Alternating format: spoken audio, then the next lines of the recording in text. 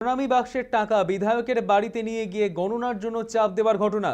অভিযোগ পানিহাটির বিজেপি বিধায়ক রত্না দেবনাথের স্বামী শেখর দেবনাথের বিরুদ্ধে। মন্দিরের সেবায়িত রত্না দেবীর স্বামী এসে বলছে, প্রথমে এসে প্রশ্ন করলো সবার সামনে, চাবি কার কাছে আছে? চাবি বাক্সের চাবি, মন্দিরের চাবি। তাহলে কেন বলুন তো? মন্দিরে তো আমার বংশ পরম্পরা, গুরু পরম্পরার মন্দির, এখানে চাবি খোঁজতে হচ্ছে কেন? না, আমরা ট্রাস্টি করব, আপনাকে যা ক্যাশ পড়বে আমাদের জমা দিতে হবে। ক্যাশ বাক্স ওরা লোক আসবে, খুলে নিয়ে যাবে। তা আমি বললাম যে ঠিক আছে, যদি সবই যদি নিয়ে যায় পয়সা করি, তাহলে এখানে চিড়ে মুরগি ফল এসব পড়েছে, তাহলে এগুলো নিয়ে যেতে হবে। নিলে সবটাই নিতে হবে, একটুখানি রাখলে তো হবে না। যদি নেন সবটাই নেবেন।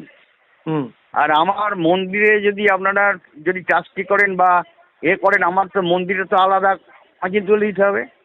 তুলে দিয়ে আপনারা যা করার করবেন। মন্দিরে আপনাকে আমি ছাড়তে পারবো না।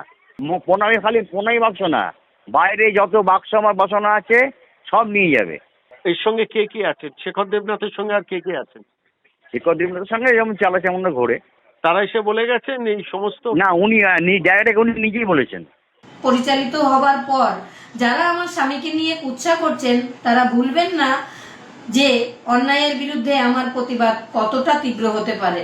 আমার পরিবার বা আমার অফিসিয়াল কোনো কাজে নিযুক্ত ব্যক্তি কোনো অন্যায়ের সঙ্গে জড়িত নেই। আগামীতে হলেও আমি তাদের বিরুদ্ধে ব্যবস্থা নিতে দ্বিধা করব না। মন্দিরের অর্থ মন্দিরের উন্নয়নের জন্য ব্যবহার হবে, তাই আমি সিদ্ধান্ত নিয়েছি মন্দিরের টাকা সরকারি সংস্থার নজরদারিতে একটি ট্রাস্টি জমা রাখা হবে এবং পুরোহিত সেই ট্রাস্টের অংশ হবেন মাত্র। মন্দিরের পুরোহিতের গাত্রদাহের কারণ সে এবং তার তৃণমূলের বাবারা বিগত দিনের মতো আর টাকার ভাগ বসাতে পারছেও না। টাকার বাড়িতে আনার দাবি সর্বৈবই মিথ্যা।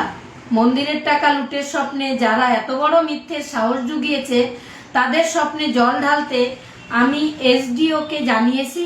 মন্দিরের জন্য ট্রাস্ট গঠন করে মন্দির উন্নয়নের জন্য সব টাকা হিসেব করে ট্রাস্টে জমা পড়বে।